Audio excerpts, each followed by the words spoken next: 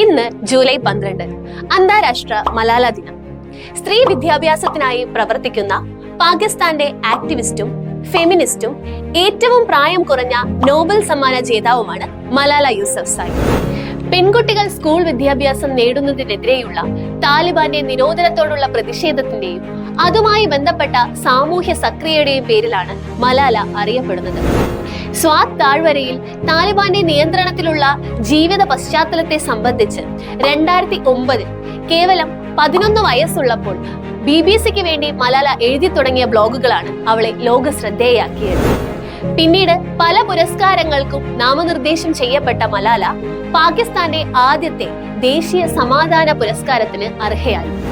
മലാലയോടുള്ള ആദരവ് സൂചിപ്പിക്കുന്നതിനായി ഐക്യരാഷ്ട്രസഭയുടെ ആഹ്വാനപ്രകാരം 2012 ജൂലൈ 12 അന്താരാഷ്ട്ര മലാല ദിനമായി ആചരിച്ചു.